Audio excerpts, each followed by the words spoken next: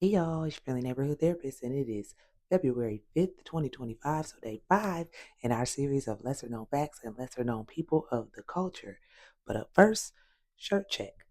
Black mixed with shea butter, coconut oil, self love, intelligence, raw beauty, power, pride, respect. My ancestors' strength and spirit, grit, hustle, but mainly black, because black is enough. Now, today, the lesson is going to be something relevant to right now.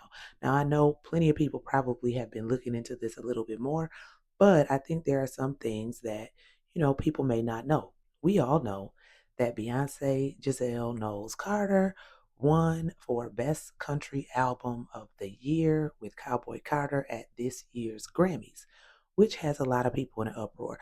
I'm not going to hold y'all. I don't just see, I know we kind of feel like it's only the white folks who are mad about this, which all of them are not.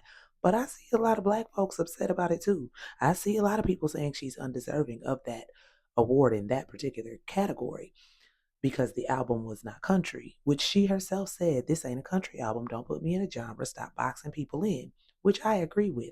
Also, might be a little bit controversial, but this is not the album I think she should have won Album of the Year for either. She deserved it a long time ago. She deserved it for Lemonade. She deserved it for her self-titled. She deserved it for Four. She deserved it for B-Day. This is a wonderful album, but not her best album. Now, if you don't agree, that's fine. That's just me. Now, that does not mean that I'm not glad she won it, simply for the fact that it is pissing people off and bringing up conversation of the origins of country. So that is what I want to do the lesson on today. I want to give the Black history of country music. So let's get into it. All right. So first and foremost, it is no shock or surprise to hear that something originated with black folks in this country, but was co-opted, gentrified, stolen, however you want to phrase it, and then became something else and became dominated by white America. That's not abnormal. That happens quite often with things in this country, just based off the history of this country. Now, that being said, because the story of country must always begin with the banjo, that's the whole proof of how we know it started with black folks. Because the banjo is an instrument that is native to Africa, different places in Africa, but Africa nonetheless. And it came over here on ships with our ancestors who were stolen. Told y'all I'm going to fit that in anywhere I can because we're not going to forget that. Other cultures get to say never forget. Well, so do we. Now, that being said, the modern day banjo is a descendant of a West African instrument made from gourds called the akonting. When enslaved persons were taken from Africa to America, their instruments came with them.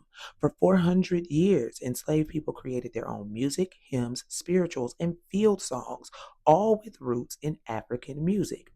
Accordingly, in the 1840s, the banjo was seen as an exclusively black instrument, and it was unheard of for a white person to play the banjo because it was associated with the slaves. It was associated with laziness. It was associated with drawl type of music. Okay? So it's quite funny now how something that was once negatively associated now has been co opted. Let's keep going.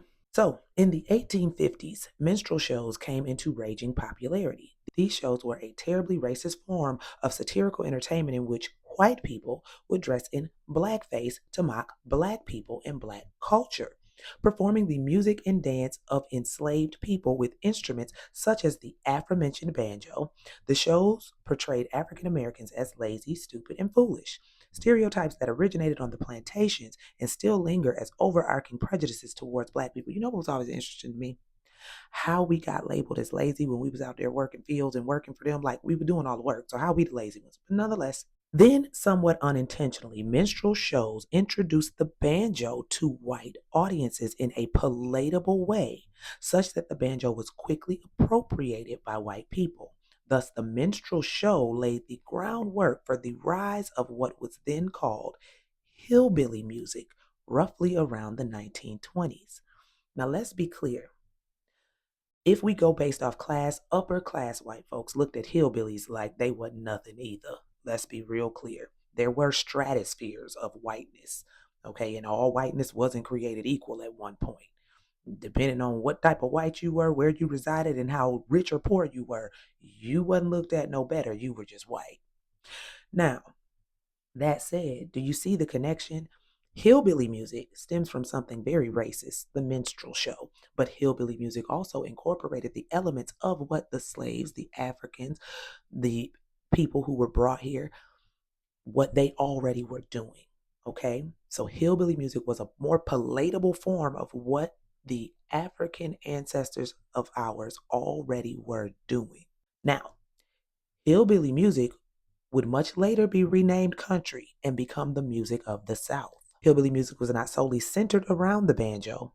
The first hillbilly artists drew inspiration from slave spirituals, field songs, hymns, and the blues, which itself has Black origins. We know the blues also has its origins in Black culture. In the 1920s and 30s, despite America being a deeply segregated nation, both Black and white hillbilly artists collaborated on a number of popular tracks.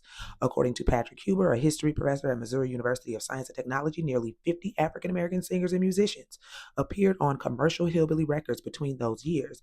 Because the music was not a white agrarian tradition, but a fluid phenomenon passed back and forth between the races. See, it's okay if we say there were points in which this was shared, but to say that it is not ours, that's the problem. All right, so after World War I, hillbilly music was officially rebranded as country music and commercialized, co opted, gentrified. The music of the slaves went to become palatable to white folks once it became hillbilly music, and then it was rebranded into what we now know as modern day country music.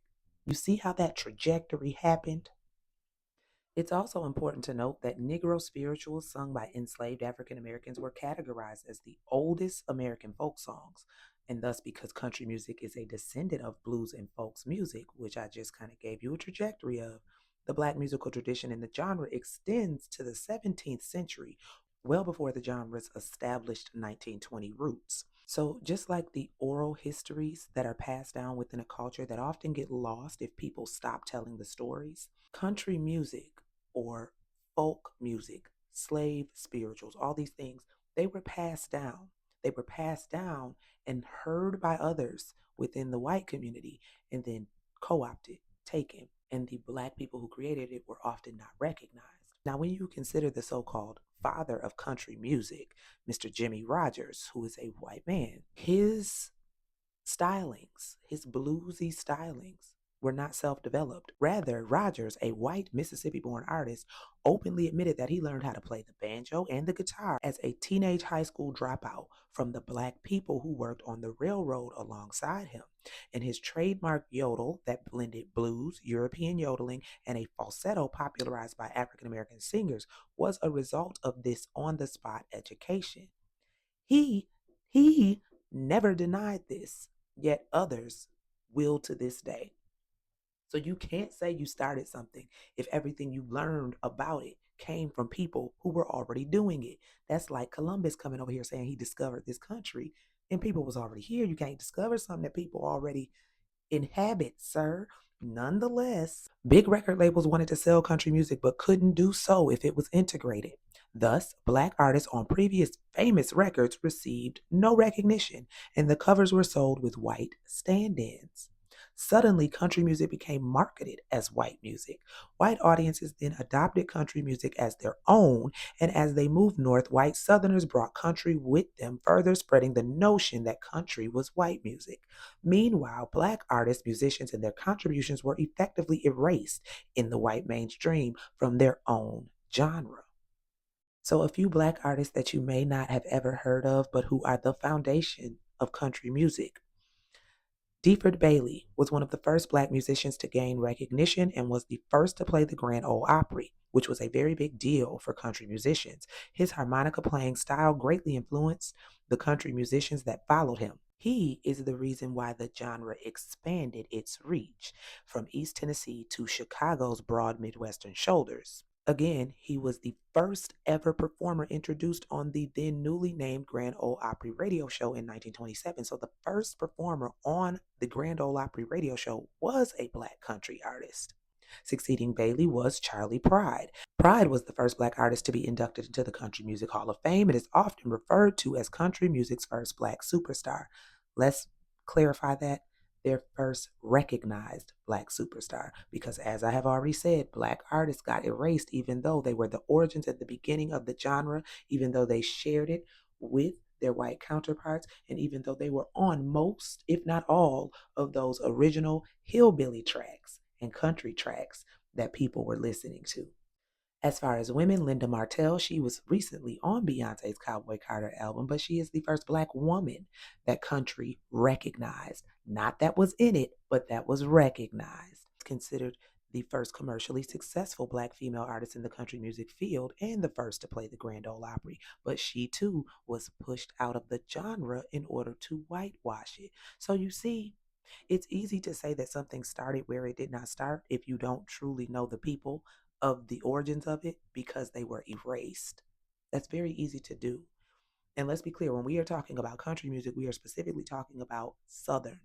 If you go over to the West, that's different. That's where we get the Mexican cowboys and things like that and their particular stylings of music. If you go up to the Appalachian Mountains, that again is different. But even the Appalachian Mountain music was inspired by black folks.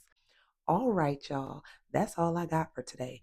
Look more into this, okay? Learn things on your own. But regardless, I'll be here tomorrow for more in our series of lesser known facts and lesser known people of the culture for Black History Month. Y'all have a beautiful, wonderful rest of the day.